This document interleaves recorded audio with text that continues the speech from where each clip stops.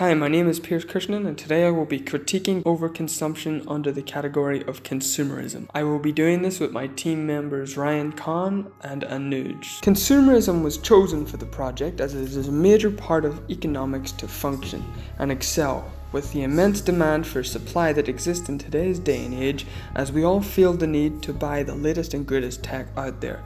This video essay will analyze how consumerism may not always be seemingly bad of an individual or a country's economic system.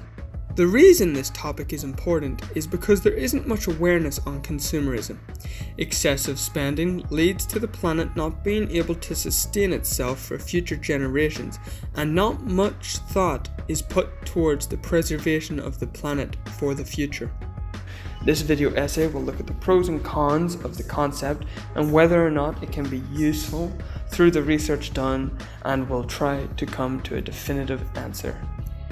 Consumption can be defined as an act of consuming goods and services to satisfy an individual's needs and wants, but consumerism, on the other hand, according to Annie Leonard, who is an American proponent and critic of consumerism, defines this theory as a concept that encourages overconsumption of goods and services, with the underlying purpose of being to satisfy our emotional and social needs.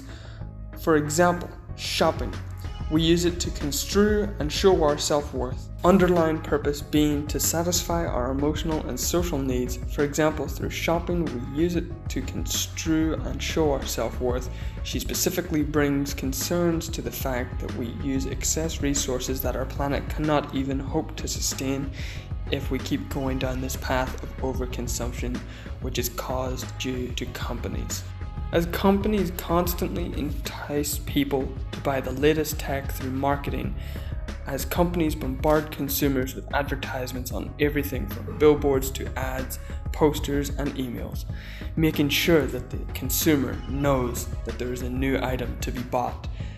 However, this could have been bought cheaper, or that there is a new phone that is now out of date as a result.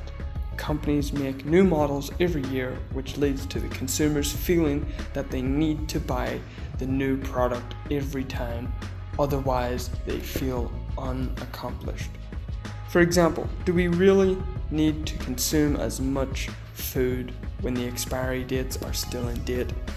As this leads people to thinking that they need to replace the food before it runs out, leading to stockpiles of uneaten food that just gets thrown away in the end. This can hurt the reputation of a seller, as the buyer can get fed up with having to buy constant new products every 6 months and decide to switch brands. The main criticism of consumption and materialism is materialism, happiness and greed, as well as selfishness. The material criticism, thanks to the modern way of thinking, means that you are higher in the social ladder with the more materials you have. The more expensive your brand name or limited edition of a product you have, people will look at you in a way that tricks them into thinking you're rich and powerful.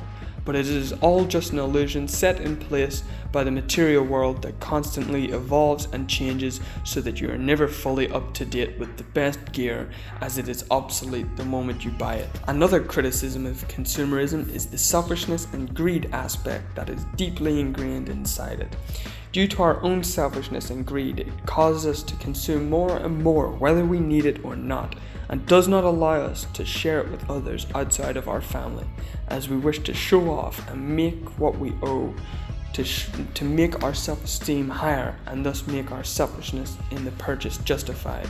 And no matter how much we buy, there is always something else to buy, as we are never satisfied. The happiness critique is most commonly used in today's society when talking about consumerism, as depending on the number of items you buy or consume per day can affect the happiness of your overall life.